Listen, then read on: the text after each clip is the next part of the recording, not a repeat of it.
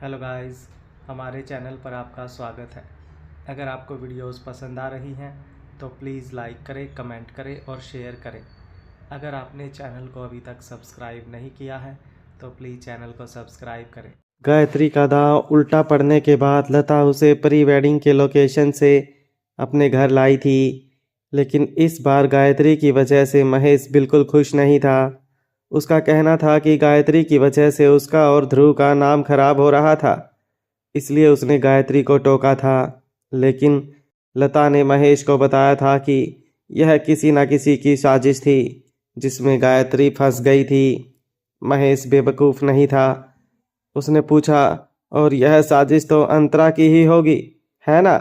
यह सुनकर लता ने अपनी नज़रें फेर ली और फिर धीरे से कहा, नहीं, यह सब इसलिए हुआ क्योंकि मीडिया ने जानबूझकर इस बात को बढ़ा चढ़ाकर पेश किया। अंतरा तो एक अच्छी लड़की है। कुछ रिपोर्ट्स पढ़ने के बाद शायद उसे कोई गलतफहमी हुई है। उसने सोचा कि गायत्री ने उसके पिता को छीन लिया है और इसलिए उसके दिल में नाराज़गी है। यह सुनते ही महेश ने अपना हाथ टेबल पर पटका और कहा, उसे किस बात की नाराज़गी है? अब तक यह बात साबित भी नहीं हुई कि मैं ही उसका बायोलॉजिकल फादर हूँ, तो फिर उसे किसी से नफरत करने का क्या हक है? और वह अपना गुस्सा गायत्री पर क्यों निकाल रही है? लता ने देखा कि उसकी बातों का महेश पर बराबर असर हो रहा था। लता ने अपना नाटक जारी रखा और कहा, देखिए, आप नाराज मत होइए। दरअसल अंतरा बुरी नहीं है। शायद उसके दोनों मामाओं ने उसे यही सिखाया होगा। आप भी जानते हैं कि मुकुंद और सुधीर दोनों अच्छे लोग नहीं हैं। गरीब लोगों की नज़र में सिर्फ पैसा होता है। यह सब उन दोनों भाइयों की वजह से हो रहा है। उन लोगों ने अंतरा को बुरी बातें सिखाई हैं। महेश अब इस बारे में और बातें नहीं करना चाहता था। उसने बताया कि अब लता को अंतरा की फिक्र करने की ज़रूरत नहीं है। महेश ने सुझाव दिया कि अंतरा को एक दिन उन लोगों के घर इनवाइट किया जाए। उसे जो भी नाराज़गी है, जो कहना है, सब एक बार में बात कर लें। अगर अंतरा को पैसा या कुछ और भी चाहिए तो वह बता दे। महेश इस प्रॉब्लम की जड़ को ही ख़त्म कर देना चाहता था ताकि अंतरा उन लोगों को बार बार परेशान ना करे। इसके बाद महेश और कुछ नहीं कहना चाहता था। वह ध्रुव को अपने साथ लेकर स्टडी रूम में चला गया। महेश के जाने के बाद लता ने आह भरी और गायत्री से कहा, महेश की ज़िंदगी में सिर्फ दो ही बातें मायने रखती हैं, एक उसका बेटा और दूसरी उसकी इज्जत। अगर तुम्हें इस घर में रहना है तो इन दोनों को कभी ठेस मत पहुंचाना। यह सुनकर गायत्री ने अपना सर धीरे से हाँ में हिलाया। अब तो गायत्री खुद को भी प्रोटेक्ट नहीं कर सकती थी, तो महेश के ईगो को क्या ठेस पहुंचाएगी? कुछ सोचने के बाद गायत्री ने लता से पूछा, माँ, क्या अंतरा को एक बार में हराने का कोई तरीका नहीं है? अब वह बहुत कुछ जान चुकी है। सोशल मीडिया यूज़र्स पर उसकी बहुत अच्छी इम्प्रेशन है। मुझे बस डर है कि कहीं वह कोई राज ना खोल दे। मेरा मतलब है कि अगर उसने लोगों को बता दिया कि रुद्र के साथ और महेश दीक्षित के साथ उसका रिश्ता है तो हमारे सारे किए कराए पर पानी फिर जाएगा। यह सुनकर लता ने जवाब दिया, इसके बारे में मुझे सोचना पड़ेगा, जिसके लिए वक्त लगेगा। तब तक तुम कुछ नहीं करोगी।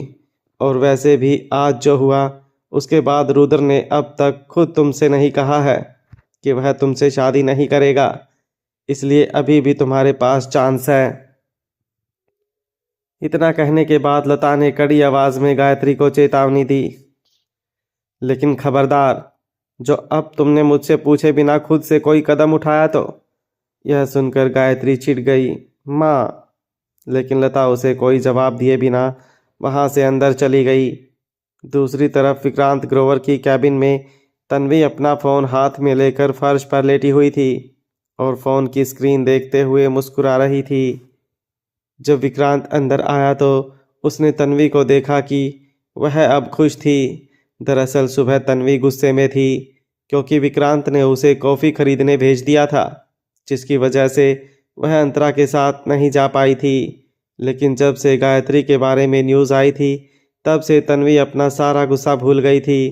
गायत्री की बदनामी से तन्वी के दिल को काफ़ी सुकून मिला था। तन्वी खुद से ही बड़बड़ा रही थी। लगता है गायत्री अपने पिछले जन्म में चिंपांजी रही होगी। इस बार उसको जिंदगी तो इंसान की मिली, लेकिन लुक अभी भी चिंपांजी वाला है। हा हा हा।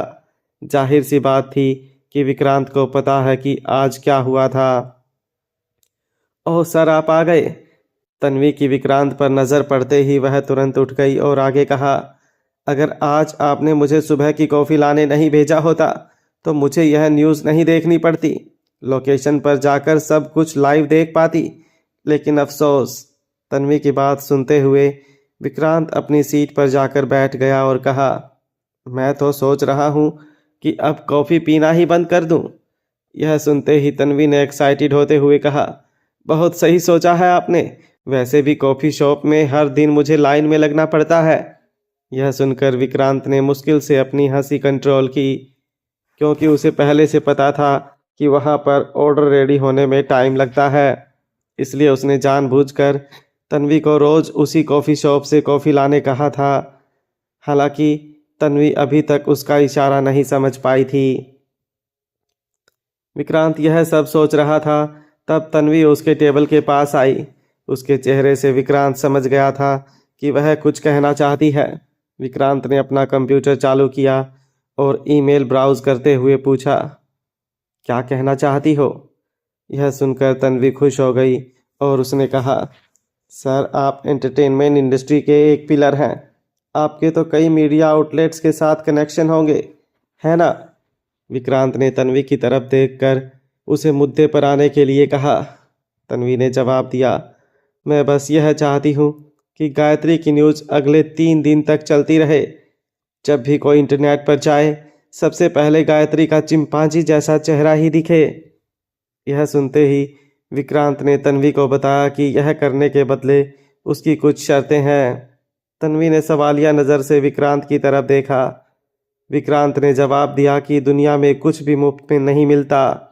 अगर तन्वी विक्रांत से कुछ चाहती हैं तो बदले में विक्रांत को भी कुछ मिलना चाहिए। यह सुनकर तन्वी तुरंत सतर्क हो गई। उसने कहा, मेरे पास पैसा नहीं है और ना ही मैं खूबसूरत हूँ। ऊपर से मेरा दिमाग भी तेज नहीं है। भला मैं आपको क्या दे पाऊंगी? जवाब में विक्रांत ने अपनी उंगली से तन्वी के सीने पर इशारा किया। यह देखकर तन्वी ने कुछ सोचा और उसके चेहरे पर घबराहट आ गई।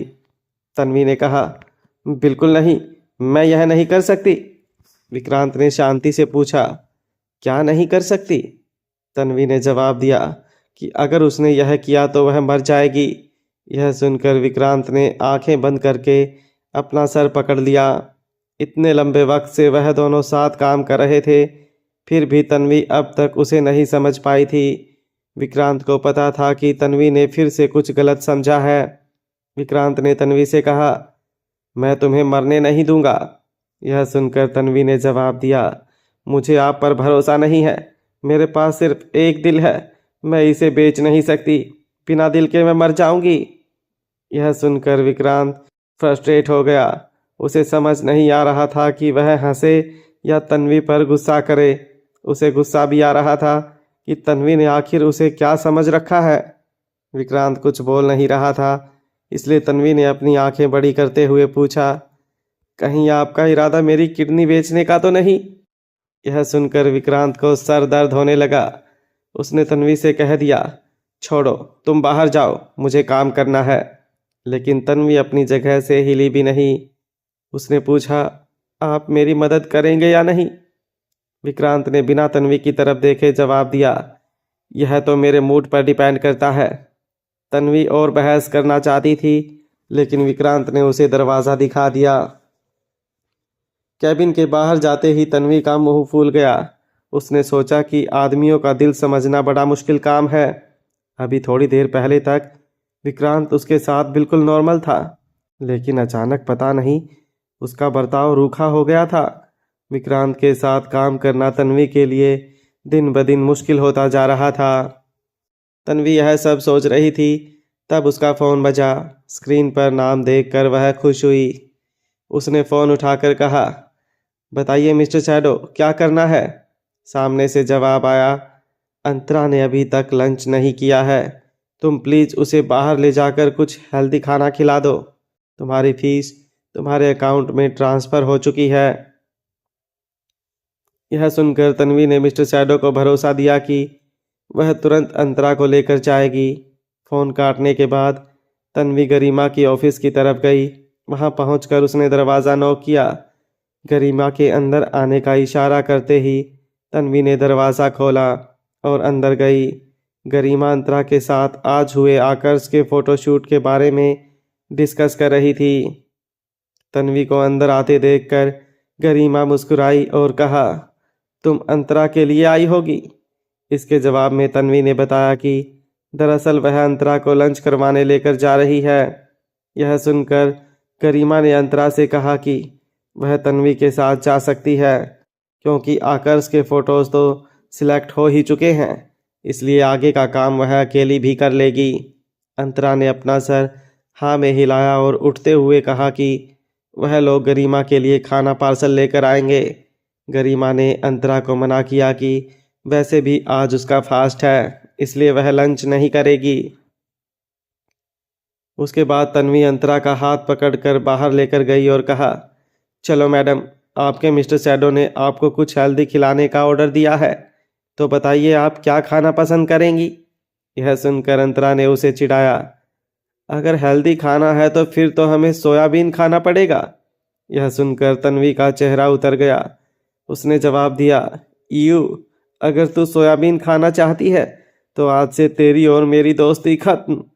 इतना बोलकर तन्वी अपने पैर जोर से ज़मीन पर मारते हुए वहां से निकल गई। अंतरा भी हंसते हुए उसके पीछे पीछे गई। ऑफिस के पास ही एक अच्छा रेस्टोरेंट था, वहां पर दोनों गए और अपना ऑर्डर दिया। अंतरा ने नींबू पानी का एक घूंट पिया और तन्वी से कहा, तन्वी, मैं सोच रही थी कि मैं बिल्डिंग और गार्डन डिज़ाइन सीख लूं। यह सुनकर तन्वी बहुत हैरान थी। उसने अंतरा से कहा, तुम बहुत जल्द माँ बनने वाली हो, काम तो तुम पहले से ही कर रही हो, और अब अगर पढ़ाई भी शुरू की तो तुम्हारे लिए बहुत हैक्टिक हो जाएगा। इतनी मेहनत करने की क्या ज़रूरत है। इसके जवाब में अंतरा ने कहा, अगर मैंने जल्दी ही कोई एक्टिविटी शुरू नहीं की तो मिस्टर शैडो मुझे आराम करने के बहाने घर पर बिठा देंगे और मैं खा खा कर मोटी हो जाऊंगी। और वैसे भी बिल्डिंग और गार्डन डिज़ाइन सीखने के लिए मुझे इतनी भी ज़्यादा मेहनत नहीं करनी पड़ेगी। अंतरा की इस बात से तन्वी सहमत थी। अंतरा ने आगे कहा, मैं अपनी ज़िंदगी में कुछ हासिल करना चाहती हूँ, ताकि महेश दीक्षित को पता चले कि कम से कम मैं गायत्री से बेहतर हूँ। यह सुनकर तन्वी हंस पड़ी और अंतरा को बताया कि इसमें साबित करने की क्या ज़रूरत है। तन्वी का कहना था कि अंतरा वैसे भी गायत्री से कई गुना बेहतर और स्ट्रॉन्ग है। गायत्री से बराबरी करके अंतरा खुद का लेवल नीचे गिरा रही है। तन्वी ने आह भरी। बचपन से ही वह और अंतरा एक साथ पली बड़ी थी। तन्वी जानती थी कि अंतरा ने अपने पिता से मिलने के लिए सारी ज़िंदगी इंतज़ार किया था, लेकिन उसके बाप ने उसकी ज़िंदगी में आकर उसे और दुखी करा दिया था। तन्वी ने अंतरा का हाथ पकड़ा और उसे हल्के से थपथपाते हुए कहा, तुम जो भी करना चाहती हो वह करो, मैं हमेशा तुम्हारे साथ हूँ। यह सुनकर अंतरा मुस्कुराई। उसके बाद खाना सर्व हुआ और दोनों ने खाना शुरू किया। लगभग आधे घंटे बाद दोनों रेस्टोरेंट के बाहर आए और ऑफिस की तरफ चल पड़े। रास्ते में अंतरा को मिस्टर शैडो का कॉल आया। उसने अंतरा से पूछा कि उसने खाना खा लिया कि नहीं। उन दोनों में थोड़ी बहुत बातें हुई और फिर मिस्टर शैडो ने बताया कि वह अंतरा को ऑफिस से पिक कर लेगा। कुछ ही देर में अंतरा और तन्वी ऑफिस पहुंच गए। आकर्ष का ऑफिस में अब कोई काम नहीं बचा था, इसलिए वह आराम करने के लिए पहले ही घर जा चुका था। अब कुछ दिनों बाद दूसरा कॉन्सर्ट था, इसलिए वह उसकी तैयारी में लग गया था। गरिमा अभी भी बिजी थी। अंतरा ने गरिमा के पास जाते ही पूछा कि क्या वह उसकी कोई मदद कर सकती है, लेकिन जवाब में गरिमा ने अंतरा से कहा, तुम्हारे लिए एक और ब्रेकिंग न्यूज़ है। इतना कहकर गरिमा ने कंप्यूटर स्क्रीन अंतरा की तरफ करके उसे कुछ दिखाया। अंतरा कंप्यूटर स्क्रीन की तरफ देखकर न्यूज़ पढ़ने लगी। न्यूज़ में लिखा था कि रुद्र ने गायत्री के साथ शादी तोड़ने का अनाउंसमेंट कर दिया है। अंतरा ने सोचा नहीं था कि रुद्र महेश दीक्षित को नाराज करने का जोखिम उठाएगा और इतनी जल्दी शादी तोड़ने का फैसला भी कर लेगा। अंतरा को ख्याल आया कि क्या अब रुद्र को इस बात का डर नहीं था कि महेश आहूजा ग्रुप के साथ नहीं जुड़ेगा। गरिमा ने कहा, अंतरा, वैसे तो मुझे तुम्हारी पर्सनल मैटर्स के बारे में नहीं पूछना चाहिए, लेकिन आज जो हुआ उससे यह बात साफ थी कि गायत्री ने उस फोटोग्राफर को तुम्हारे और आकर्ष के फ़ोटो लेने के लिए पैसे दिए थे। वह चाहती थी कि आकर्ष का तुम्हारे साथ नाम जुड़े। मैं आकर्ष की मैनेजर हूँ, हमारी जान पहचान हो गई है, इसलिए गायत्री के मामले में मैंने अपने मीडिया के कुछ कनेक्शंस यूज़ करके गायत्री की खबर जल्दी से फैला दी थी। लेकिन मैंने कभी सोचा नहीं था कि इसके चलते रुद्र आहूजा सीधा इतना बड़ा फैसला ले लेगा। और मेरे हिसाब से उस दिन होटल सहारा में रुद्र आहूजा गायत्री के ब्राइडल मेकअप की बात करने तो नहीं आया था, है ना? अंतरा ने एक गहरी सांस ली और गरिमा से कहा, दरअसल रुद्र मेरा एक्स हस्बैंड है। यह सुनते ही गरिमा चौंक गई। उसने कहा, एक्स हस्बैंड? मतलब कि रुद्र तुम्हें डाइवोर्स देकर तुम्हारी ही कज़न से शादी कर रहा था? इसके जवाब में अंतरा ने कहा, कानून के मुताबिक हमने डाइवोर्स की प्रोसीजर पूरी नहीं की है। दरअसल उसने पहले मुझे चीट किया था, इसलिए अब हम अलग रहते हैं। जब अंतरा ने यह कहा तो गरिमा सोच में पड़ गई। उसे मामला थोड़ा बहुत समझ आ रहा था। गरिमा ने अंतरा से पूछा, तो फिर अभी तुम्हारा बच्चा? अंतरा उसके सवाल का मतलब समझ गई। उसने जवाब दिया, रुद्र का नहीं है, मेरा एक बॉयफ्रेंड है। यह सुनकर गरिमा ने बताया, मुझे पता है तुम्हारा बॉयफ्रेंड विक्रम सर को जानता है। इतना कहने के बाद गरिमा ने सलाह दी कि अब अंतरा को वापस रुद्र के पास हरगिज नहीं लौटना चाहिए। अंतरा ने अपना सर ना में हिलाया और कहा, मैं रुद्र को कभी माफ़ नहीं करूंगी, मैं फिर से वही गलती कभी नहीं करूंगी। उसके बाद गरिमा और अंतरा ने इस मुद्दे पर कोई बात नहीं की और दोनों काम पर लग गए। कब रात हो गई पता ही नहीं चला। मिस्टर शैडो रात को अंतरा को लेने आया। उसने रास्ते में अंतरा के पास गायत्री का जिक्र नहीं किया। अंतरा गाड़ी में चुपचाप बैठी थी। मिस्टर शैडो ने उससे पूछा, क्या आज तुम्हें कोई प्रॉब्लम हुई? मेरा मतलब है उल्टी वगैरह। हालांकि अंतरा की उल्टियाँ पिछले कुछ दिनों से बंद हो गई थी और अंतरा का मूड भी अच्छा रहता था, लेकिन फिर भी मिस्टर शैडो को उसकी फिक्र रहती थी। मिस्टर शैडो ने कहा, कल एक बार चेकअप करवा लेते हैं। पिछले कुछ दिनों से मैं अपने काम की वजह से तुम पर ध्यान नहीं दे पाया था। अगली सुबह दोनों जल्दी उठ गए और हॉस्पिटल गए। जब वे हॉस्पिटल पहुंचे तो सुबह के 8 बज रहे थे। प्राइवेट हॉस्पिटल में ज़्यादा लोग नहीं थे, इसलिए अंतरा के कुछ टेस्ट होने में ज़्यादा वक्त नहीं लगा। उसके बाद वह दोनों नाश्ता करने के लिए बाहर गए। दोपहर तक टेस्ट रिपोर्ट तैयार हो गए थे।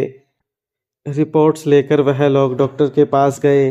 डॉक्टर ने मुस्कुराते हुए कहा, फिक्र की कोई बात नहीं है, माँ और बच्चा दोनों ठीक हैं। लेकिन अंतरा अभी भी थोड़ी टेंशन में थी। उसने पूछा, डॉक्टर, मैं जानना चाहती थी कि क्या प्लेसेंटा ठीक है? यह सुनकर डॉक्टर थोड़ा कंफ्यूज हो गई। उसने कहा, हाँ बिल्कुल ठीक है, लेकिन आपने अचानक प्लेसेंटा के बारे में क्यों पूछा?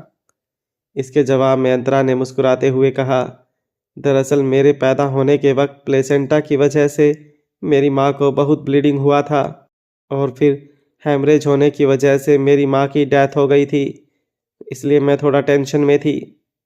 अंतरा की बात सुनकर डॉक्टर थोड़ा हैरान हुई। प्लेसेंटा की वजह से कभी ब्लीडिंग नहीं होता। आमतौर पर एक डिस्प्लेस्ड प्रेगनेंसी की वजह से बहुत ज़्यादा ब्लीडिंग होता है, लेकिन ऐसी प्रेगनेंसी 1 महीने तक भी नहीं टिकेगी। तुम्हारी माँ की किस हॉस्पिटल में डिलीवरी हुई थी? जवाब में कहा, गवर्नमेंट हॉस्पिटल में। यह सुनकर डॉक्टर ने बताया कि अगर वह गवर्नमेंट हॉस्पिटल थी तो फिर वह लोग मौत की वजह बताने में गलती नहीं कर सकते। डॉक्टर की बात सुनकर अंतरा दंग रह गई थी। उसने केवल अपने मामा को ऐसा कहते सुना था, लेकिन उस वक्त उसके दो मामा उम्र में छोटे थे। इस बात की पूरी संभावना थी कि उन दोनों को औरतों की डिलीवरी के बारे में ज़्यादा कुछ नहीं पता होगा। डॉक्टर ने फिर से पूछा कि क्या अंतरा को यकीन है कि उसकी माँ की मौत हेमरेज से हुई थी। अंतरा अपने ख्यालों से बाहर आई और डॉक्टर से कहा, सॉरी डॉक्टर, एक बार मैं अपनी फैमिली से वापस पूछ लेती हूँ कि एग्जैक्टली क्या हुआ था। यह सुनकर डॉक्टर ने कहा, हाँ क्लियरली पूछ लेना बेहतर रहेगा, क्योंकि कुछ पैथोलॉजिकल डिजीजेस जेनेटिक भी होते हैं। अगर ऐसा कुछ है तो हम उस हिसाब से तुम्हारी ट्रीटमेंट करेंगे। अंतरा ने अपना सर हाँ में हिलाया और अपना फ़ोन लेकर डॉक्टर के कैबिन से बाहर निकली। मिस्टर सैडो बाहर उसका इंतज़ार कर रहा था। अंतरा के आते ही उसने पूछा कि सब कुछ ठीक तो है। अंतरा ने मिस्टर सैडो को भरोसा दिया कि सब कुछ बिल्कुल ठीक है। उसके बाद अंतरा ने बताया, मैंने डॉक्टर के साथ मेरी माँ की डेथ के बारे में डिस्कस किया। मेरे मामाओं ने मेरी माँ की मौत की जो वजह बताई थी, डॉक्टर का कहना था कि ऐसे किसी की मौत होना पॉसिबल ही नहीं है। मुझे माँ की मौत की सच्चाई जाननी है। यह सुनकर मिस्टर सैडो ने उसे दिलासा दिया कि वह इसमें अंतरा की पूरी मदद करेगा। इसके बाद अंतरा ने तुरंत अपने सुधीर मामा को कॉल लगाया। सामने से सुधीर ने फ़ोन उठाया और कहा, अंतरा बेटा कैसी हो। अंतरा ने जल्दी से जवाब दिया, हाँ मामा मैं बिल्कुल ठीक हूँ। मैं आपसे यह पूछना चाहती हूँ कि माँ ने मुझे गवर्नमेंट हॉस्पिटल में जन्म दिया था ना। अंतरा के अचानक यह पूछने से सुधीर थोड़ा कंफ्यूज हो गया। उसने जवाब दिया, हाँ लेकिन तुम अभी यह सब क्यों पूछ रही हो, कुछ हुआ है क्या। अंतरा ने तुरंत जवाब दिया, कुछ नहीं मामा, वो तो मुझे अचानक माँ की याद आ गई। और क्या आपको याद है कि माँ की डेथ कैसे हुई थी। यह सुनकर सुधीर ने आह भरी, कैसे याद नहीं होगा बेटा, तुम्हारी माँ का पूरा एक दिन और एक रात तक लेबर रहा। उसके बाद तुम्हारा प्री मैच्योर जन्म हुआ। डॉक्टर ने बताया था कि हेमरेज से तुम्हारी माँ की मौत हुई थी। यह सुनकर अंतरा ने फिर से कंफर्म किया कि क्या सुधीर को पक्का याद है कि मौत की वजह हेमरेज ही थी। सुधीर ने अपनी बात पर जोर दिया, हाँ बेटा हाँ, मुझे यह बहुत अच्छे से याद है। डॉक्टर ने यह भी कहा था कि प्लेसेंटा सही नहीं था, इसलिए हेमरेज हुआ। मुझे यह भी अच्छी तरह याद है कि तुम्हारी माँ को इतना ब्लीडिंग हुआ था कि हॉस्पिटल का बिस्तर खून से लथपथ था। सफ़ेद चादर पूरी की पूरी लाल रंग की हो गई थी। यह सुनकर अंतरा हक्की बक्की रह गई। बहुत देर तक अंतरा कुछ बोली नहीं, इसलिए सामने से सुधीर ने कहा, अंतरा हेलो। हाँ मैं सुन रही हूँ मामा। अंतरा ने खुद को शांत करने की बहुत कोशिश की और कहा, ठीक है मामा, मुझे थोड़ा काम है, मैं बाद में बात करती हूँ। बड़े मामा ठीक है ना। इसके जवाब में सुधीर ने बताया, बिल्कुल, वह दिन ब दिन बेहतर हो रहा है। तुम्हारे दोस्त ने जो डॉक्टर हायर किए हैं वह बहुत अच्छे हैं। बड़े मामा अब चल भी सकते हैं। यह सब बताते हुए सुधीर बहुत खुश था। यह सुनकर अंतरा को भी काफ़ी अच्छा लगा। उसने कहा, अच्छी बात है मामा, अगर आपको किसी और चीज़ की ज़रूरत हो तो आप कभी भी मुझे कॉल करना। इसके जवाब में सुधीर ने हाँ कहा और अंतरा को भी अपना ख्याल रखने कहा। उसके बाद अंतरा ने फ़ोन रख दिया। मिस्टर सैडो को समझ आ गया था कि अंतरा को झटका लगा था। वह अंतरा से कुछ कहने जा रहा था। उसके पहले अंतरा ने कहा, मिस्टर सैडो, मुझे याद है कि आपने कहा था कि जिस डॉक्टर ने मेरा फैलोपियन ट्यूब ब्लॉकेज का झूठा रिपोर्ट दिया था उसका लता से कुछ लेना देना था। मिस्टर सैडो ने बताया, वह दोनों पुराने दोस्त हैं। यह सुनकर अंतरा को भयानक ख्याल आने लगे। वह लगभग गिरने वाली थी, लेकिन मिस्टर सैडो ने उसे पकड़ लिया और पूछा, अंतरा तुम ठीक हो। अंतरा ने अपना सर हाँ में हिलाया। मिस्टर सैडो ने पूछा कि क्या अंतरा को ऐसा लग रहा है कि उस गायनेकोलॉजिस्ट का उसकी माँ की मौत से कोई ताल्लुक है। अंतरा ने जवाब दिया कि वह नहीं जानती, लेकिन उसे उसकी माँ की मौत नेचुरल तो नहीं लगती। अंतरा ने वापस अपनी डॉक्टर के पास जाने का फैसला किया। अंदर जाकर अंतरा ने डॉक्टर के पास सुधीर के एक एक शब्द दोहराए। अंतरा की पूरी बात सुनने के बाद डॉक्टर ने कहा, ऐसा नहीं हो सकता। जन्म के दौरान प्लेसेंटा को एडजस्ट किया जाएगा और अगर नहीं किया गया हो तब भी डॉक्टर कोई ना कोई तरीका सोचेगा।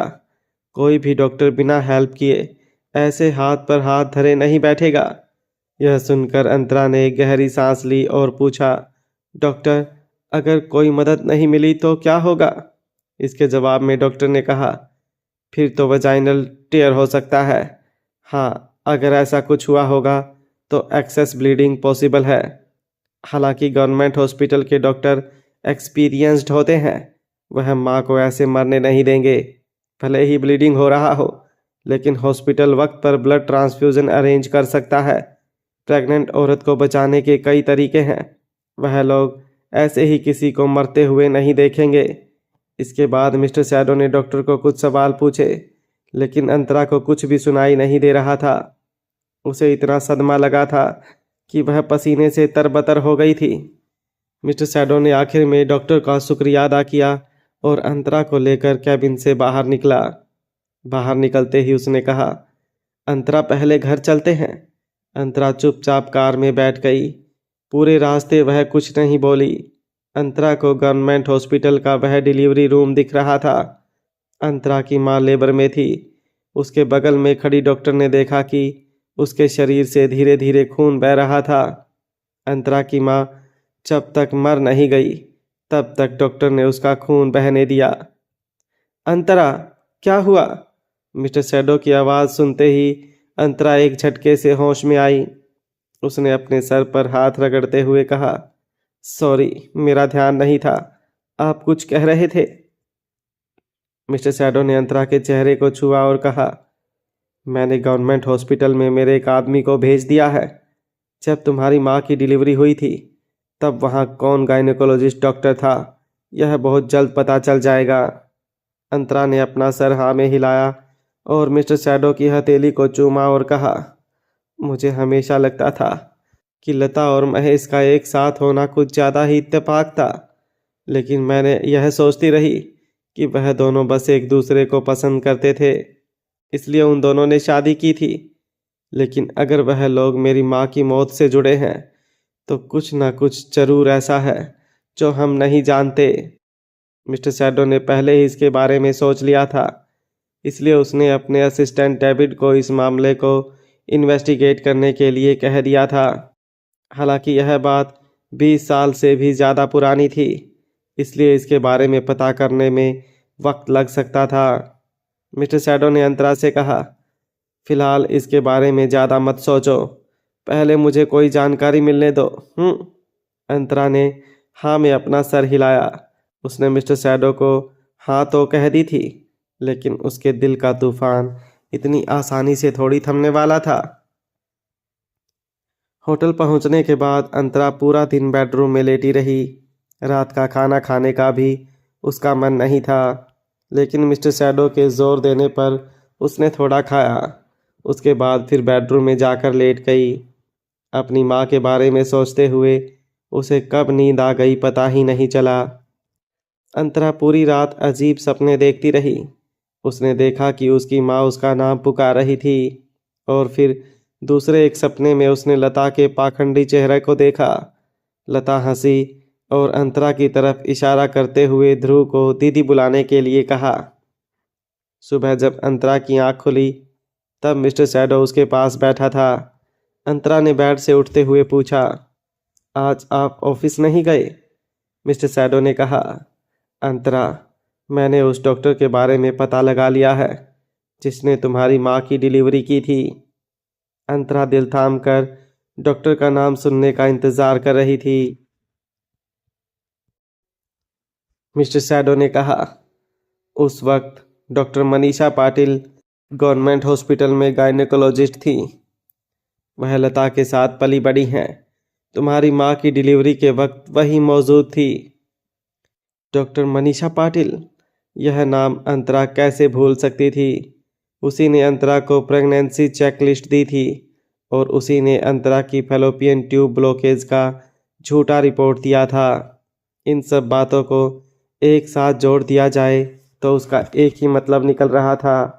अगर लता ने सच में कोई प्लान बनाया था तो यह उसका बहुत बड़ा कदम था। अंतरा, तुम ठीक हो? मिस्टर शैडो ने अंतरा को गले लगाते हुए कहा। इसके जवाब में अंतरा ने अपना सर हाँ में हिलाते हुए कहा, मैं ठीक हूँ। अंतरा के चेहरे के हाव भाव दृढ़ थे। अब वह पहले की तरह कमज़ोर औरत नहीं थी। अगर उसकी माँ की मौत के पीछे लता का हाथ था तो वह लता और गायत्री को माफ़ नहीं कर सकती थी। थोड़ी देर सोचकर अंतरा ने मिस्टर शैडो से कहा, डॉक्टर मनीषा पाटिल के बारे में तो हमें पता चल गया, लेकिन क्या आप यह पता लगा सकते हैं कि मेरी माँ की असल में मौत कैसे हुई थी? यह सुनकर मिस्टर शैडो ने जवाब दिया, पता लगा सकते हैं, लेकिन इसमें वक्त लगेगा, क्योंकि इस बारे में सिर्फ डॉक्टर मनीषा और नर्सों को ही पता होगा कि उस वक्त डिलीवरी रूम में क्या हुआ था। डेविड ऑलरेडी उन सब का पता लगा रहा है, लेकिन इस बात को 20 साल से भी ज़्यादा वक्त हो गया है। हो सकता है कि नर्सेज ने 20 सालों में अलग अलग हॉस्पिटल में काम किया हो, इसलिए उन लोगों को इतना जल्दी ढूंढना आसान नहीं है। यह सुनकर अंतरा एक गहरी सोच में पड़ गई। कुछ देर बाद वह खड़ी हुई और कहा, मैं हमारे घर जाना चाहती हूँ। अंतरा उस घर के बारे में बात कर रही थी जहाँ वह अपने मामाओं के साथ रहती थी।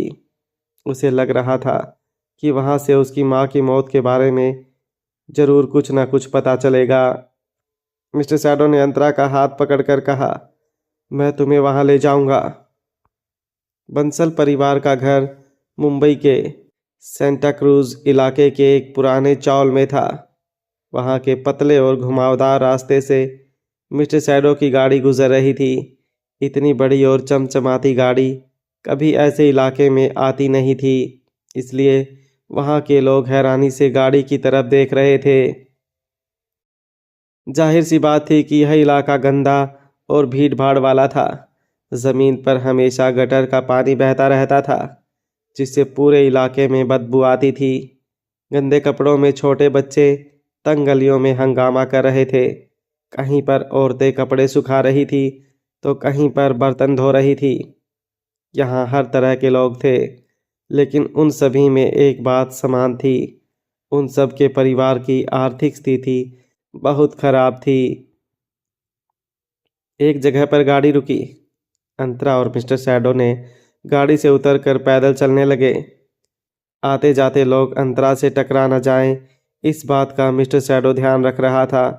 तभी एक अधेड़ उम्र की औरत सामने से आ रही थी। उसकी नज़र अंतरा पर पड़ते ही वह रुक गई और अंतरा से पूछा, अरे तुम तो बंसल परिवार की लड़की हो ना? अंतरा भी चलते चलते रुक गई और जवाब दिया, हाँ, कैसी हो विमला मौसी? विमला ने कहा, मैं ठीक हूँ। 2 दिन पहले मैंने तुम्हें टीवी पर देखा था। मैं तो पहचान ही नहीं पाई कि वह तुम थी। वह तो पास वाली अरुणा ने बताया। तुम तो अब फेमस हो गई हो। और बताओ, तुम्हारे मामा अब तुम्हारे साथ रहते हैं? अंतरा की फैमिली का मामला काफ़ी उलझा हुआ था। उसे विमला को कुछ बताने की ज़रूरत नहीं लग रही थी और ना ही अंतरा के पास इतना टाइम था, इसलिए उसने सिर्फ हाँ में जवाब दे दिया। अंतरा का जवाब सुनकर विमला ने एक आह भरी और कहा, चलो अच्छा है, तुम्हारे परिवार के बुरे दिन खत्म हुए। तुम्हारी बहन पढ़ाई के लिए विदेश गई थी। अब तुम लोगों का भविष्य अच्छा है। कभी कभी तो लगता है कि बेटी होना बेहतर है।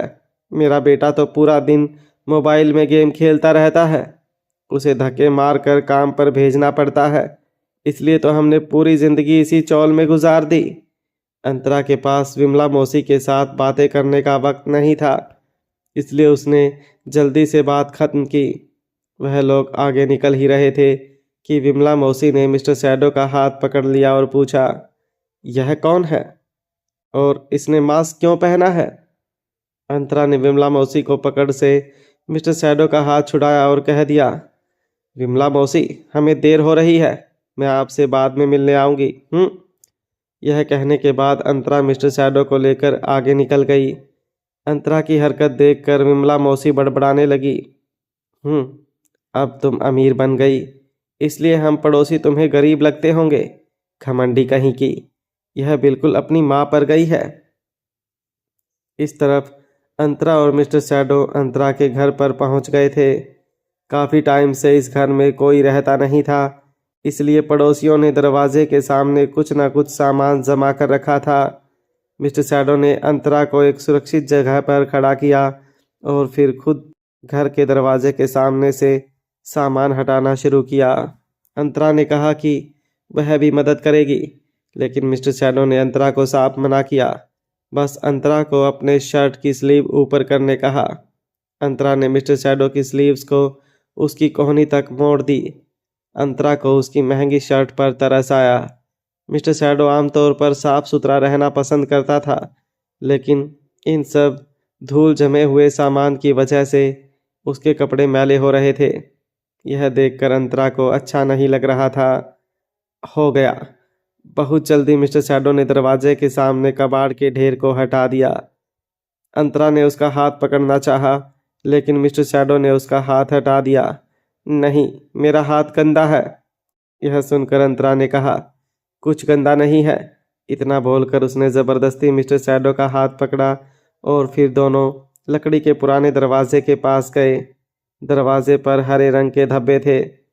अंतरा ने अपने पर्स से घर की चाबी निकाली और दरवाज़ा खोला। दरवाज़ा खुलते ही कमरे से सड़ी गली बदबू आने लगी। अंतरा ने तुरंत स्कार्फ से अपना नाक कवर कर लिया। अंतरा का यह घर 10 बाई 12 स्क्वायर फीट से ज़्यादा बड़ा नहीं था। कमरे के बीच में एक पर्दा था, 2 खाट और एक पुरानी अलमारी थी। एक कोने में छोटा टेबल था। अंतरा थोड़ी शर्मिंदा हुई। उसने मिस्टर शैडो से कहा, वो घर बहुत छोटा है, आप बाहर मेरा इंतज़ार क्यों नहीं करते? मैं माँ के मेडिकल रिकॉर्ड ढूंढकर बाहर आती हूँ। यह सुनकर मिस्टर शैडो ने पूछा, क्यों, तुम नहीं चाहती कि मैं तुम्हारा घर देखूं? अंतरा ने तुरंत जवाब दिया कि उसका घर गंदा है। अंतरा को शर्मिंदगी हो रही थी, क्योंकि मिस्टर शैडो जैसे बड़े आदमी को ऐसी जगह पर आना पड़ा था। मिस्टर शैडो ने कहा कि अंतरा जिस घर में पली बड़ी है, उस घर को वह देखना चाहता है। इसके बाद अंतरा ने ज़्यादा जोर नहीं दिया। अंतरा को बस एक बात की फिक्र थी। जब वह लोग आए, तब उस इलाके के बहुत सारे लोग मिस्टर शैडो के मास्क को देखकर आपस में कानाफूसी कर रहे थे। हालांकि मिस्टर शैडो को इससे कोई फर्क नहीं पड़ रहा था, लेकिन अंतरा नहीं चाहती थी कि उसकी वजह से मिस्टर शैडो को कोई प्रॉब्लम हो। अंतरा और मिस्टर शैडो घर के अंदर गए। कमरे की लाइट बंद थी। अंतरा ने दरवाज़ा बंद कर दिया। लाइट की स्विच ऑन करते ही वाइट कलर की एनर्जी सेविंग लाइट जगमगा उठी। अंतरा को एक ख्याल आया और उसने मिस्टर शैडो को पूछा, आपने तो यह घर पहले भी देखा होगा ना? इसके जवाब में मिस्टर शैडो ने कहा, हाँ, लेकिन मैं कभी अंदर नहीं आया था। मैंने इस घर को सिर्फ दूर से देखा था, इसलिए मुझे रास्ता याद था। मुझे यह भी याद है कि हमें अभी जो आंटी मिली थी, वह पास वाले घर में ही रहती हैं। यह सुनकर अंतरा चौंक गई। मिस्टर शैडो की बात सही थी। विमला मौसी उस घर के बाईं ओर रहती थी। मिस्टर शैडो ने आगे बताया, वह बहुत गॉसिप करने वाली औरत है। उसे घर की बातें कभी नहीं बतानी चाहिए। यह बात भी बिल्कुल सच थी। विमला मौसी इस इलाके की लाउड स्पीकर थी। पूरे चौल में किसी के बारे में अच्छी खबर हो या बुरी, विमला मौसी सबसे पहले इस खबर को फैलाती थी। जब अंतरा की माँ माधुरी बिना शादी किए प्रेग्नेंट हुई थी, तब भी विमला मौसी ने इस खबर को बिना इंटरनेट के वायरल कर दिया था। इसी बात को लेकर सुधीर ने विमला मौसी से बहुत झगड़ा किया था। अंतरा हैरान थी कि मिस्टर शैडो न सिर्फ उसके बारे में, बल्कि उसके पड़ोसियों के बारे में भी खबर रखता था। मिस्टर शैडो ने अंतरा के हाव भाव देखकर पूछा, तुम मुझे इस तरह क्यों देख रही हो? अंतरा ने पूछा, क्या आप सच में मेरे क्लासमेट नहीं थे? मिस्टर शैडो ने अंतरा को याद दिलाया कि वह उससे 4 साल बड़ा है। फिर वह अंतरा का क्लासमेट कैसे हो सकता था? यह सुनकर अंतरा को एहसास हुआ कि उसका सवाल कितना बेतुका था। अंतरा ने फिर से बचपन की यादें ताज़ा करके देखी, लेकिन उसे ऐसा कोई भी लड़का याद नहीं आया जो मिस्टर शैडो से मेल खाता हो। मिस्टर शैडो ने अंतरा के विचार भांप लिए। वैसे कहा, मैं तुम्हें पहले ही बता चुका हूँ। मैं तुम्हें दूर से चुपचाप देख रहा था, इसलिए जाहिर सी बात है कि तुमने कभी मुझे नोटिस नहीं किया होगा। यह सुनकर अंतरा ने अपना सर हाँ में हिलाया और इस मुद्दे पर और कुछ नहीं कहा। मिस्टर शैडो के बारे में बहुत सारे रहस्य थे, इसलिए अंतरा बस इंतज़ार कर सकती थी कि कब मिस्टर शैडो अपने अधूरे काम निपटाकर खुद इन सारे रहस्यों से पर्दा उठाएं। अंतरा यह सब सोच रही थी, तब मिस्टर शैडो ने कहा, अंतरा, यहाँ सिर्फ 2 खाट हैं। क्या तुम और गायत्री फर्श पर सोते थे? अंतरा ने जवाब दिया, अब घर ही छोटा था तो क्या कर सकते थे। बाद में गायत्री पढ़ाई के लिए विदेश चली गई, तब मैं अकेली नीचे सोती थी। यह सुनकर मिस्टर शैडो ने अपनी नज़रें फेर ली। अंतरा एक खाट के पास गई और उसके नीचे से एक लोहे का बक्सा निकाला और उसे खोला। उसमें काफ़ी सारे शील्ड और ट्रॉफी थे, लेकिन अंतरा को उन सब में बिल्कुल इंटरेस्ट नहीं था। उसने शील्ड और ट्रॉफी निकाले और उन्हें लापरवाही से एक तरफ रख दिया और कुछ ढूंढना शुरू किया। उसमें एक सर्टिफिकेट भी था जिसमें कुछ छपा था और खाली जगह में हाथ से अंतरा का नाम लिखा था। यह वह सर्टिफिकेट था जो स्कूल के बेस्ट स्टूडेंट को दिया जाता है। मिस्टर शैडो ने वह सर्टिफिकेट उठाया तो पता चला कि उसके नीचे और भी सर्टिफिकेट्स थे। वह सब अंतरा के थे। फिजिकल कंपटीशन में अंतरा को पहला नंबर मिला था, ड्राइंग कंपटीशन में दूसरा नंबर मिला था। हर एक सर्टिफिकेट यह बता रहा था कि अंतरा बेस्ट थी। लोहे के बक्से में चीज़ें इधर उधर करने के बाद आखिर अंतरा को उसकी माँ का मेडिकल रिकॉर्ड मिल गया। वह मुड़ी और देखा कि मिस्टर शैडो उसके सर्टिफिकेट्स देख रहा था। अंतरा ने कहा, अब वे सब बेकार हैं, उनका कोई मतलब नहीं है। मैं तो उन सब को फेंक देना चाहती थी, लेकिन मामा ने जिद करके सब कुछ संभाल कर रखा है।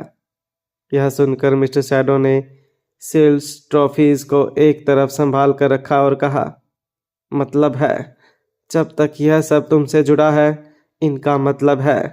इतना कहने के बाद उसने अंतरा से पूछा कि क्या उसे उसकी माँ का मेडिकल रिकॉर्ड मिल गया। अंतरा ने मिस्टर शैडो के हाथ में एक फाइल रखी। फाइल के कवर पर गवर्नमेंट हॉस्पिटल का लोगो छपा था। उसके अंदर सिर्फ एक पेपर था जिसमें लिखा था, 21 वर्षीय पेशेंट माधुरी बंसल की प्रसव के दौरान हैमरेज होने के कारण खून की कमी से मृत्यु हो गई। और नीचे डॉक्टर का नाम लिखा था, डॉक्टर मनीषा पाटिल। एक लाइन में कहा जाए तो उस ब्लू शाही से अंतरा की मां को मौत की सज़ा सुनाई गई थी। मिस्टर शैडो ने अंतरा के कंधों पर हाथ रखा और कहा, तुम सही कह रही थी। लगता है कि मनीषा पाटिल का तुम्हारी माँ की मौत के साथ ज़रूर कुछ लेना देना है। हमें और गहरे में छानबीन करनी चाहिए।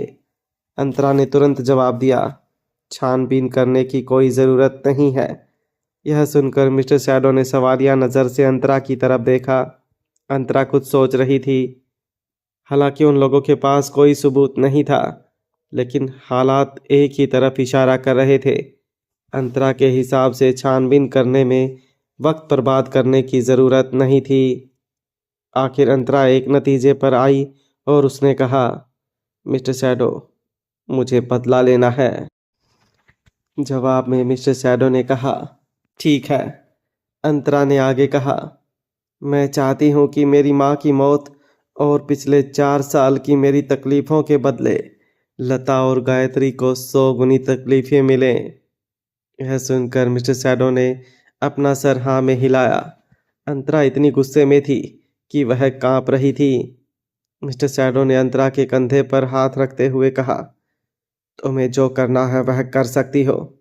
मेरे होते हुए तुम्हें किसी बात की फिक्र करने की ज़रूरत नहीं है।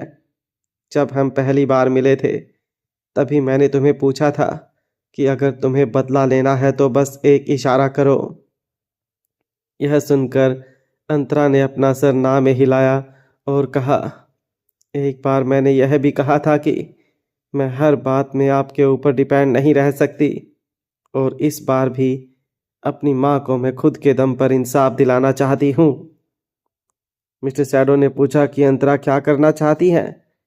अंतरा ने बताया कि वह महेश दीक्षित के परिवार के साथ रहना चाहती हैं। यह सुनकर मिस्टर शैडो ने सवालिया नज़र से अंतरा की तरफ देखा। अंतरा ने अपना सर उठाया और कहा कि उसे लता और गायत्री से तो बदला लेना ही है, लेकिन महेश दीक्षित को भी वह माफ़ नहीं कर सकती। अंतरा का कहना था कि महेश उसकी माँ को प्रेग्नेंट करके भाग गया था और वापस आने के बाद भी उसने अंतरा को अपनी बेटी मानने से मना कर दिया था, इसलिए वह महेश को भी सज़ा देना चाहती हैं। अंतरा के यह सब कहने के बाद उन दोनों के बीच बातें हुई कि अंतरा को कैसे शुरुआत करनी चाहिए। उसके बाद दोनों अंतरा के पुराने घर से निकले। रास्ते में अंतरा घर से मिली हुई अपनी माँ की बालियाँ देख रही थी। अंतरा की माँ के पास इसके अलावा और कोई ज्वेलरी नहीं थी। यह बहुत ही सिंपल मोती के झुमके थे। हालांकि डिज़ाइन थोड़ी पुरानी थी, लेकिन फिर भी खूबसूरत थी। उसके अलावा अंतरा की माँ माधुरी का एक फ़ोटो भी था। फ़ोटो में माधुरी ने हरे रंग के कपड़े पहने हुए थे और कान में यही मोती के झुमके पहने थे। फ़ोटो में माधुरी एक पेड़ के नीचे खड़ी मुस्कुरा रही थी। तुम बिल्कुल अपनी माँ जैसी दिखती हो, मिस्टर शैडो ने अंतरा से यह कहा। सब लोग अंतरा को यही कहते थे कि वह अपनी माँ जैसी दिखती हैं। अंतरा के दोनों मामा तो यह भी कहते थे कि अगर अंतरा और माधुरी दोनों का बचपन का फ़ोटो साथ में रखा जाए तो कोई पहचान नहीं पाएगा कि कौन अंतरा है और कौन माधुरी। मिस्टर शैडो ने फ़ोटो देखते हुए अंतरा से कहा, जिस दिन मैंने तुम्हें पहली बार देखा था, उस दिन तुम्हारी मुस्कान बिल्कुल ऐसी थी जैसी इस फोटो में तुम्हारी माँ की है। यह सुनकर अंतरा ने पूछा, आपने मुझे पहली बार कब देखा था? इसके जवाब में मिस्टर शैडो ने कहा, जब तुम 7th स्टैंडर्ड में थी तब, और उस वक्त मैं अपने अकेलेपन से हार कर सुसाइड करने का सोच रहा था, लेकिन किस्मत ने मुझे तुमसे मिलवा दिया अंतरा। अगर तुम नहीं मिली होती तो आज शायद मैं जिंदा नहीं होता। तुमने मुझे फिर से जीने का हौसला दिया था। यह सुनकर अंतरा ने मिस्टर शैडो की ओर देखा और उसका हाथ अपने हाथ में लिया।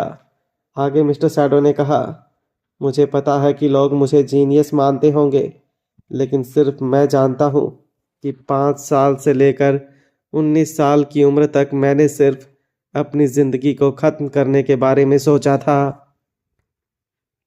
अंतरा को समझ नहीं आ रहा था कि इतना बड़ा आदमी ऐसा क्यों करना चाहेगा।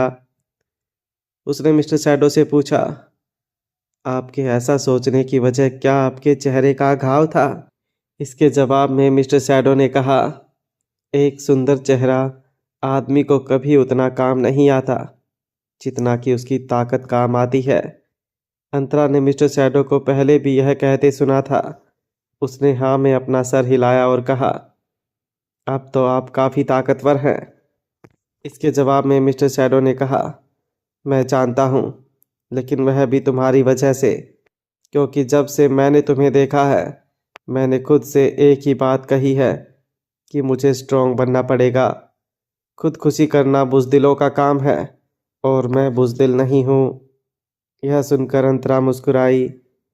मिस्टर शैडो को भले अंतरा ने हिम्मत दी थी, लेकिन दूसरी तरफ गायत्री हिम्मत हार चुकी थी। वह पिछले कुछ दिनों से दीक्षित परिवार के घर में रह रही थी। गायत्री लिविंग रूम में सोफे पर बैठकर टीवी देख रही थी। वह फ्रस्ट्रेशन में एक के बाद एक चैनल बदल रही थी। रुद्र ने शादी तोड़ने की अनाउंसमेंट कर दी थी। गायत्री की हालत उस इंसान की तरह हो गई थी जो बड़ी मुश्किल से कोई पहाड़ चढ़ रहा हो और चोटी के नज़दीक पहुंचते ही लुढ़क कर वापस नीचे गिर जाए। आज वीकेंड था, इसलिए ध्रुव भी घर पर ही था। वह इधर उधर कूदते हुए अपने बास्केटबॉल से खेल रहा था। अचानक बास्केटबॉल बिजली की रफ्तार से गायत्री के एकदम नज़दीक से गुजरा। वह इतनी डर गई कि उसने जल्दी से अपने पेट के ऊपर दोनों हाथ रख दिए। उसे डर था कि कहीं बास्केटबॉल उसके पेट पर ना लग जाए, क्योंकि अब रुद्र से शादी करने का आखिरी रास्ता यह बच्चा ही था। इस बच्चे को वह कुछ नहीं होने दे सकती थी। लता गायत्री की बगल में बैठकर ध्रुव के लिए अखरोट फोड़ रही थी। उसने कहा, ध्रुव, यहाँ आकर जल्दी से अखरोट खा लो। इससे तुम्हारे दिमाग को पोषण मिलेगा और तुम बड़े होकर अपने डैड की तरह स्मार्ट और होशियार बन जाओगे। यह सुनकर ध्रुव ने बास्केटबॉल फेंका और लता की तरफ दौड़ा। बास्केटबॉल सीधा गायत्री के पास जाकर गिरा। बॉल थोड़ा सा बाईं ओर गिरता तो गायत्री को जोर से लगने वाला था। गायत्री चीख पड़ी। वह इतनी डरी हुई थी कि उसके माथे पर पसीना आ गया। गायत्री ने चिढ़ते हुए कहा, माँ, तुम लोग ध्रुव को कुछ कहते क्यों नहीं? वह बहुत शरारती है। लड़के शरारती ही होते हैं। इतना छोटा लड़का शांत कैसे बैठ सकता है? यह आवाज़ लता की नहीं बल्कि महेश की थी। महेश अभी अभी स्टडी रूम से बाहर आया था और उसने देख लिया था कि क्या हुआ था। गायत्री की बात उसे बिल्कुल पसंद नहीं आई थी। महेश ने गायत्री से कहा, ध्रुव ने तुम्हें कोई चोट नहीं पहुंचाई है, फिर किस बात का गुस्सा कर रही हो? यह सुनकर गायत्री ने गहरी सांस ली। वह पहले से ही बहुत नाराज थी। पिछले कुछ दिनों से महेश का उसके साथ बर्ताव अच्छा नहीं रहा था। वैसे तो महेश ने गायत्री को इसे अपना घर और महेश को अपना सगा पिता मानने के लिए कहा था, लेकिन जैसे ही ध्रुव की बात आई तो महेश ने तुरंत अपने सगे बेटे की साइड ली। गायत्री को बहुत गुस्सा आ रहा था, लेकिन वह मजबूर थी। लता ने उसे बार बार एक ही बात कही थी कि कुछ भी करना, लेकिन महेश के ईगो को ठेस मत पहुंचाना। गायत्री ने कुछ बोला नहीं, इसलिए महेश ने भी इस मुद्दे को लंबा नहीं खींचा। उसने टॉपिक बदलते हुए गायत्री से पूछा, क्या रुद्र का कोई फ़ोन आया था? गायत्री कुछ कहे उसके पहले लता ने जवाब दिया, नहीं, रुद्र शायद काम में बिजी होगा। आजकल के नौजवानों पर काम का बहुत प्रेशर रहता है। ऊपर से अभी वह शॉपिंग मॉल के प्रोजेक्ट में भी तो प्रॉब्लम्स हुई हैं, शायद उसी में फंसा होगा। जब महेश ने यह सुना तो वह और चिढ़ गया। आज की पीढ़ी को कोई समझ ही नहीं है। इतनी सारी कंपनियां मुझे ऑफर दे रही थी, फिर भी मैंने आहूजा ग्रुप से जुड़ने का फैसला किया था। इस शॉपिंग मॉल के प्रोजेक्ट का मेन डिज़ाइनर मैं था। यह एक अच्छा प्रोजेक्ट था, लेकिन यह प्रोजेक्ट ही रुक गया। अब इंडस्ट्री के सब लोग मुझ पर हंस रहे हैं। मेरा इस्तेमाल करने के बाद रुद्र ने मुझे अकेला छोड़ दिया और मेरे पास माफ़ी मांगने के लिए भी नहीं आया। यहाँ तक उसने एक फ़ोन भी नहीं किया। क्या एक एक्सपीरियंस डिज़ाइनर को ऐसे ट्रीट किया जाता है? महेश को गुस्से में देखकर लता तुरंत उसके पास आई और कहा, आप नाराज़ ना हो, मेरे पास बैठिए और अखरोट खाइए। सुबह से मैं आपके लिए अखरोट फोड़ रही थी। महेश ने तुरंत मना कर दिया और कहा, मुझे कुछ नहीं खाना। एक तो शॉपिंग मॉल का प्रोजेक्ट रुक गया और इस रुद्र ने शादी तोड़ने की बात कर दी। वह खुद को क्या समझता है? अगर वह गायत्री से शादी नहीं करेगा तो मैं भी उसके साथ सारे रिश्ते तोड़ दूंगा। यह सुनते ही गायत्री बोल पड़ी, नहीं पापा, रुद्र मुझसे शादी करेगा। मेरे पेट में उसका बच्चा है, आप फिक्र मत कीजिए, मैं उसे मना लूंगी। यह सुनकर महेश ने उसकी ओर देखा। देखो गायत्री, मैंने भले ही पहले नहीं कहा, लेकिन तुम्हारी शादी नहीं हुई है, फिर भी तुम प्रेग्नेंट हो। हमारे समाज में यह सब शोभा नहीं देता। अगर तुम प्रेग्नेंट नहीं होती तो आज तुम्हें रुद्र के सामने इस तरह झुकना नहीं पड़ता। गायत्री कुछ कहने ही वाली थी कि लता ने जल्दी से उसे पीछे खींच लिया और अपना सर ना में हिलाते हुए इशारा किया कि गायत्री को महेश की किसी बात का विरोध नहीं करना है। उसके बाद लता ने कहा, आप छोड़िए ना, जो लोग एक दूसरे से प्यार करते हैं उन लोगों के बीच नोक झोंक तो लगी रहती है, और वैसे भी यह सब छोटे मोटे झगड़े हैं। कुछ दिनों में रुद्र और गायत्री के बीच सुलह हो जाएगी। यह कोई इतना सीरियस मामला नहीं है।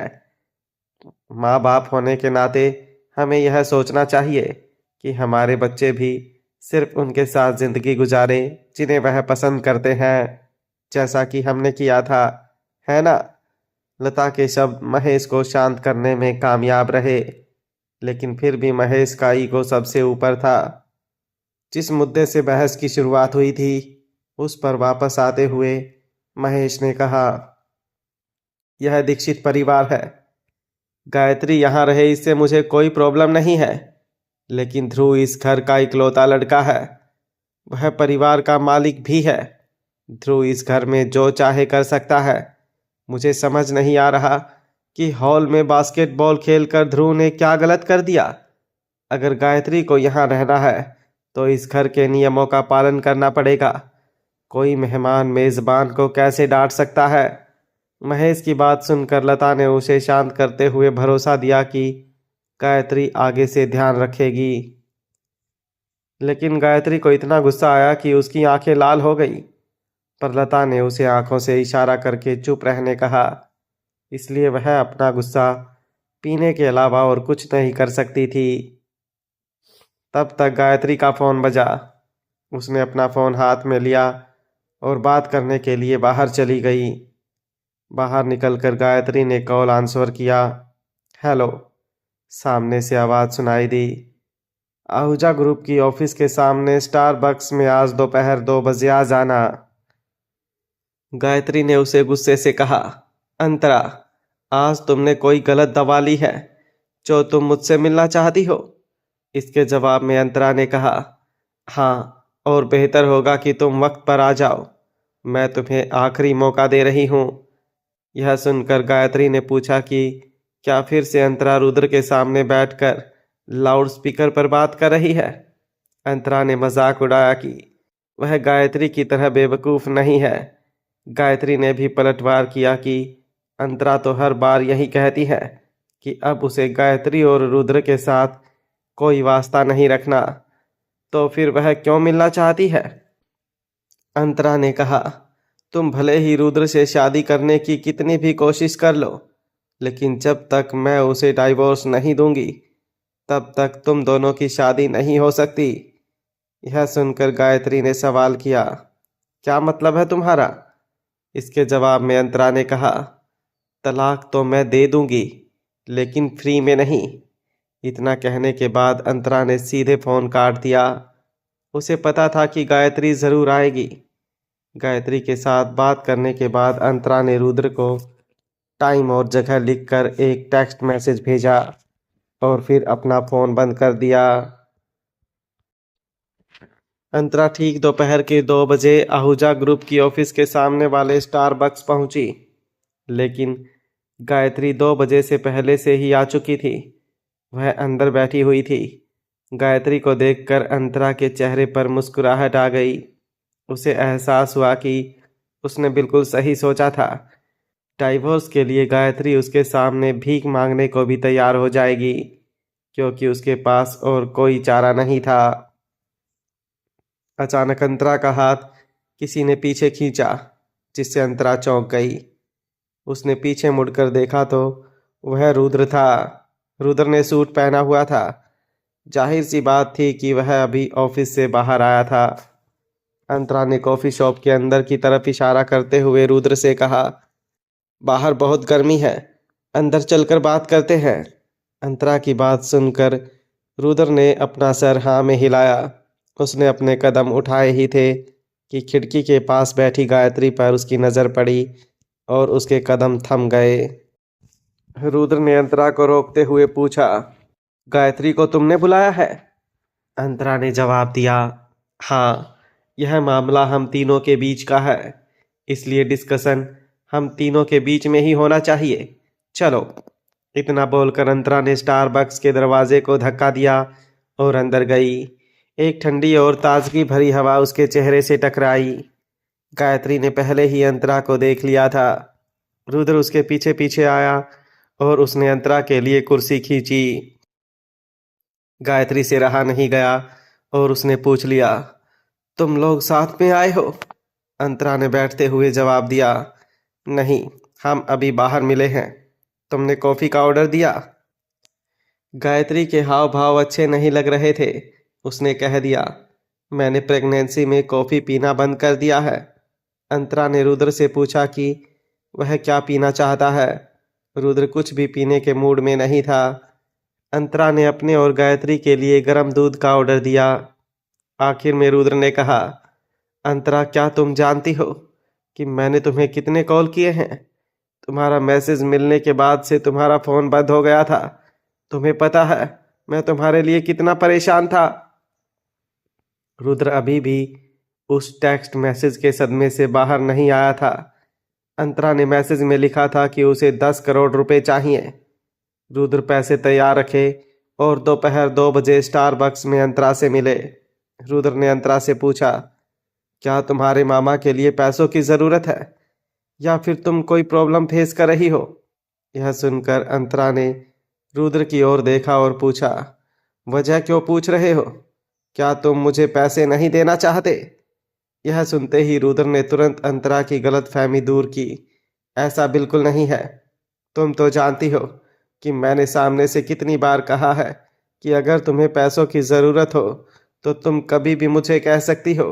मैं तो बस यह जानना चाहता था कि तुम कोई मुसीबत में नहीं हो ना, जो तुम्हें अचानक इतने पैसों की ज़रूरत पड़ गई। इसके जवाब में अंतरा ने रुद्र से कहा, मुझे कुछ नहीं हुआ है, मैं बिल्कुल ठीक हूँ। दरअसल मैंने काफ़ी सोचा, अगर हमारा डाइवोर्स नहीं हुआ तो तुम गायत्री से शादी नहीं कर पाओगे और डाइवोर्स के लिए एलिमनी तो मिलनी ही चाहिए। हमारी शादी को 4 साल हो चुके हैं। वैसे तो मैं प्रॉपर्टी भी क्लेम कर सकती हूँ, लेकिन मुझे बात को लंबा नहीं खींचना है। मुझे बस 10 करोड़ चाहिए। तो मुझे पैसे दे दो, मैं तुरंत डाइवोर्स पेपर्स पर साइन कर दूंगी। अंतरा की बात सुनकर गायत्री और रुद्र दोनों हैरान हो गए थे, क्योंकि अंतरा ने हमेशा से यही कहा था कि डाइवोर्स के लिए उसे पैसे नहीं चाहिए, लेकिन अब उसने अचानक सीधे 10 करोड़ रुपए मांग लिए।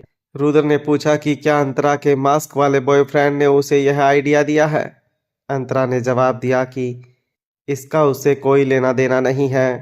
रुद्र ने मजाक उड़ाया कि उसे तो हमेशा से यही लगता था कि अंतरा का बॉयफ्रेंड बहुत अमीर है। रुद्र ने कभी नहीं सोचा था कि अंतरा का बॉयफ्रेंड अंतरा को 10 करोड़ रुपए मांगने भेजेगा। रुद्र का कहना था कि सरकत से अंतरा का बॉयफ्रेंड आज बहुत छोटा साबित हो गया था। रुद्र की बात सुनकर भी अंतरा बिल्कुल गुस्सा नहीं हुई। वह बहुत शांति से बोली, मैंने पहले ही कहा था यह हम तीनों के बीच का मामला है। गायत्री भी आज मौजूद है, तो अब मैं सीधा कह देती हूँ, तुम दोनों में से कोई भी मुझे 10 करोड़ दे दो, मैं तुरंत डाइवोर्स पेपर साइन कर दूंगी, वरना पूरी जिंदगी हम तीनों एक दूसरे के साथ उलझे रहेंगे। यह सुनकर रुद्र ने तुरंत मना कर दिया, बिल्कुल नहीं, ना मैं तुम्हें डाइवोर्स दूंगा और ना ही तुम्हारे बॉयफ्रेंड को पैसे। अंतरा को ऐसा ही कुछ होने की उम्मीद थी। उसने शांति से सर हाँ में हिलाया और फिर गायत्री की ओर मुड़ी और उसके जवाब का इंतजार करने लगी। रुद्र सामने ही बैठा था, इसलिए गायत्री की कुछ भी कहने की हिम्मत नहीं हो रही थी। लेकिन अगर इस प्रॉब्लम को पैसों से सॉल्व किया जा सकता था तो गायत्री के लिए कोई बड़ी बात नहीं थी। वैसे तो 10 करोड़ छोटी रकम नहीं थी, लेकिन अगर उसकी रुद्र से शादी हुई तो उसका बच्चा आहूजा परिवार का इकलौता वारिस होगा और तब उसके लिए 10 करोड़ बहुत ही छोटी रकम होगी। गायत्री यह सब सोच रही थी, लेकिन अंतरा की आवाज़ सुनकर वह अपने ख्यालों से बाहर आई। अंतरा ने कहा, मुझे जो कहना था वह मैंने कह दिया। अब तुम दोनों आपस में डिसाइड कर लेना कि क्या करना है। मैं आप लोगों के कॉल का इंतज़ार करूंगी। ठीक है, फिर मुझे थोड़ा काम है तो मैं चलती हूँ। तुम दोनों आराम से बैठकर बातें करो। इतना बोलकर अंतरा खड़ी हुई और पलटकर वहां से निकल गई। अंतरा बहुत एक्साइटेड थी। बदले की राह पर यह उसका पहला कदम था। पहले तो अंतरा ने यही तय किया था कि वह गायत्री से कोई वास्ता नहीं रखना चाहती, लेकिन उसकी माँ की मौत की असलियत के बारे में जानने के बाद अंतरा गायत्री और लता को हरगिज माफ़ नहीं कर सकती थी। लता, गायत्री और महेश तीनों अंतरा और उसकी माँ माधुरी के गुनहगार थे। अंतरा ने अपनी आँख के कोने से देख लिया था कि रुद्र भी कॉफ़ी शॉप से बाहर आ रहा था। वह अंतरा के पास आए उसके पहले ही अंतरा ने टैक्सी रोकी और उसमें बैठकर निकल गई। क्या रुद्र और गायत्री शादी करेंगे? यह लता और गायत्री के कौशल पर डिपेंड करता है। इसके बारे में अंतरा को सोचने की ज़रूरत नहीं थी।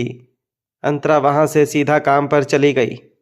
कब शाम हो गई अंतरा को पता ही नहीं चला। रात को जब अंतरा घर लौटी तब उसे गायत्री का फ़ोन आया। उसने अंतरा से कहा, मैं तुम्हें 10 करोड़ देने के लिए तैयार हूँ, लेकिन एक साथ मैं इतने पैसे नहीं दे पाऊंगी। फिलहाल मैं तुम्हें 3 करोड़ दूंगी और बाकी का। अंतरा ने गायत्री की बात काटते हुए कहा, सॉरी मिस गायत्री, मैं ईएमआई में पैसे नहीं लूंगी। अगर तुम्हारे पास 10 करोड़ हैं तो डाइवोर्स होगा, वरना भूल जाओ। यह सुनकर गायत्री को बहुत गुस्सा आया। उसने कहा, लेकिन इतनी जल्दी 10 करोड़ कैसे अरेंज करूं? थोड़ा टाइम तो दो। अंतरा ने ठंडे लहजे से जवाब दिया, यह तुम्हारा प्रॉब्लम है गायत्री। मैंने तुम्हें आहूजा खानदान में शादी करने का मौका दिया है। अगर तुमने फिर से कोई चालाकी करने की कोशिश की तो मैं जिंदगी भर रुद्र को डाइवोर्स नहीं दूंगी। तुम चाहो तो मुझे आजमा सकती हो। अंतरा की धमकी सुनकर गायत्री की आंखें गुस्से से लाल हो गई थी, लेकिन उसने किसी तरह खुद को कंट्रोल किया और कहा, ठीक है, मैं पूरे 10 करोड़ अरेंज करती हूँ। मुझे उम्मीद है कि तुम अपनी जुबान से मुकरोगी नहीं। यह सुनकर अंतरा ने बिना कोई जवाब दिए तुरंत फ़ोन काट दिया। मिस्टर शैडो ने फ़ोन उसके हाथ से ले लिया और लापरवाही से साइड में फेंक दिया। उसके बाद अंतरा से पूछा, तो तुमने तय कर ही लिया है? अंतरा अपना सर हाँ में हिलाते हुए मिस्टर शैडो की बाहों में गई। मिस्टर शैडो ने कहा, तुम बदला लो, तब तक मैं अपने अधूरे काम पूरे कर लूँगा। अगर तुम्हें किसी भी चीज़ की ज़रूरत पड़े तो मुझसे कहना, और हाँ, सावधान रहना। अंतरा ने हाँ में जवाब देते हुए एक गहरी सांस ली और कहा, मुझे उस दिन का बेसब्री से इंतज़ार है जब आप मुझे अपनी पहचान बताएंगे। इसके जवाब में मिस्टर शैडो ने अंतरा के बालों को सहलाते हुए कहा, यकीन मानो अंतरा, तुमसे ज़्यादा मुझे उस दिन का इंतज़ार है। इसके बाद अंतरा और मिस्टर शैडो के बीच थोड़ी बहुत बातें हुई और फिर दोनों सोने चले गए। उसके बाद अगले कुछ दिन तक अंतरा अपने रूटीन में बिजी रही और फिर एक दिन फिर से गायत्री का फ़ोन आया और फिर एक मीटिंग तय हुई। सब कुछ अंतरा के प्लान के हिसाब से चल रहा था, लेकिन आज गायत्री के बदले लता अंतरा से मिलने आई। लता ने अपने चेहरे पर मेकअप किया हुआ था। उसने गर्दन पर और कानों में महंगी ज्वेलरी पहनी हुई थी। ब्लू सिल्क की ड्रेस में लता बेशक एक रईस और ऊंचे घराने की औरत लग रही थी। अंतरा कॉफ़ी शॉप की खिड़की के पास बैठी थी और लता की तरफ देख रही थी। अंतरा पर ध्यान पड़ते ही लता मुस्कुराई और कहा, हाय अंतरा, एक सेकंड के लिए तो मुझे लगा कि माधुरी बैठी है। तुम बिल्कुल अपनी माँ की तरह दिखती हो। यह सुनकर अंतरा ने जवाब दिया, बेशक मैं माँ जैसी दिखती हूँ, लेकिन आप सीधा मुद्दे पर आ सकती हैं मिसिस दीक्षित। गायत्री ने जब फ़ोन पर बताया कि उसके बदले आप आ रही हैं, तभी मैं समझ गई थी कि आप मुझसे कुछ बात करना चाहती हैं। लता ने अपनी कलाई के ब्रेसलेट को छुआ। वह बिल्कुल शांत थी। उसने भी सीधा कह दिया, गायत्री अपने उस बेकार बाप मुकुंद की तरह बेवकूफ़ है। वह तुम्हारे इरादों को परख नहीं सकती। वह तो यह मान बैठी कि जैसे ही तुम्हें पैसे मिल जाएंगे तुम सीधा डाइवोर्स पेपर्स पर साइन कर दोगी। लेकिन अंतरा, मैं गायत्री नहीं हूँ। तुम मुझे सच क्यों नहीं बता देती? क्योंकि मैं जानती हूँ कि तुम्हें पैसा तो नहीं चाहिए। लता की बात सुनने के बाद अंतरा की मुस्कान थोड़ी फीकी पड़ गई। उसने कहा, मिसेस दीक्षित, आप कैसे जानती हैं कि मुझे पैसे नहीं चाहिए?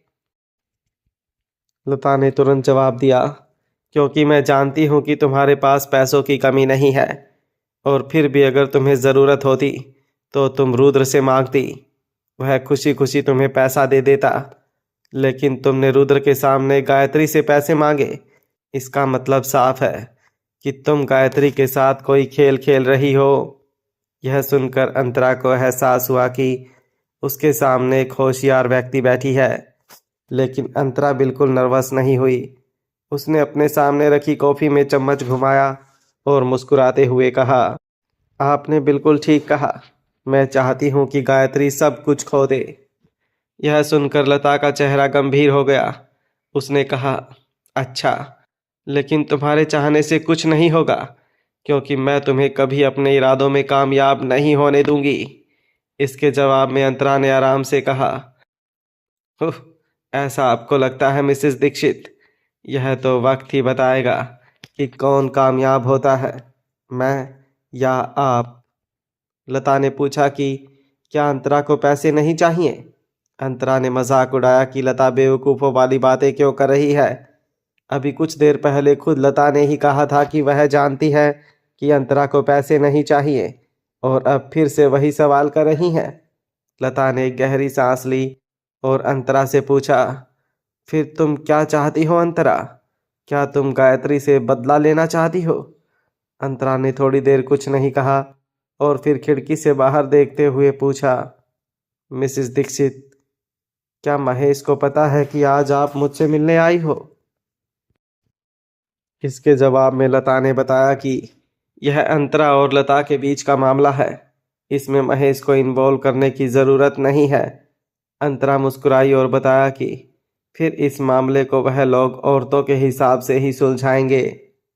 लता ने चिढ़ते हुए कहा, देखो अंतरा, एक बात साफ साफ समझ लो, अगर तुमने गायत्री से बदला ले भी लिया तो ज़्यादा से ज़्यादा उसकी रुद्र से शादी नहीं होगी, पर उसके बाद मैं भी तुम्हें चैन से जीने नहीं दूंगी। इतना कहने के बाद लता ने अंतरा को समझाते हुए कहा, लेकिन हमें ऐसा करना ही क्यों है जिसमें हम दोनों का नुकसान हो? उससे बेहतर है कि हम एक कदम पीछे हट जाएं और ऐसा कुछ करें कि आगे चलकर एक दूसरे के रास्ते का कांटा ना बनना पड़े। यह सुनकर अंतरा ने कहा, तो आप ही बताइए हमें क्या करना चाहिए? लता ने अपना गला ठीक करते हुए कहा, मैंने सुना है कि तुम पढ़ाई में बहुत अच्छी थी। मैं इतने सालों से अब्रॉड रही हूँ, मेरे वहाँ पर कुछ कनेक्शन है। तुम्हें जिस कॉलेज में पढ़ना है वहाँ पर तुम्हारा एडमिशन हो जाएगा। मैं तुम्हारे लिए हर चीज़ का अरेंजमेंट कर दूंगी। पढ़ाई खत्म करने के बाद भी तुम वहीं पर रहकर एक अच्छी ज़िंदगी बिता सकती हो। क्या यह सब एक दूसरे से बदला लेने से बेहतर नहीं होगा? यह सुनकर अंतरा जोर से हंस पड़ी और कहा, मिसेस दीक्षित, मानना पड़ेगा, गायत्री बिल्कुल आप पर गई हैं। लता ने तेज नज़र से अंतरा को देखा और पूछा, क्या मतलब है तुम्हारा? अंतरा की आंखें तेज हो गई। उसने लता से कहा, मैं यह कहना चाहती हूँ कि तुम माँ बेटी दोनों बचकाने हो। लता दीक्षित, मैं जानती हूँ कि मेरी माँ की मौत की वजह तुम हो। मैं ना सिर्फ गायत्री से बदला लेना चाहती हूँ, बल्कि तुम्हें भी बर्बाद कर देना चाहती हूँ, ताकि मेरी माँ की आत्मा को शांति मिले। अंतरा की बात सुनकर लता की आंखें चौड़ी हो गई।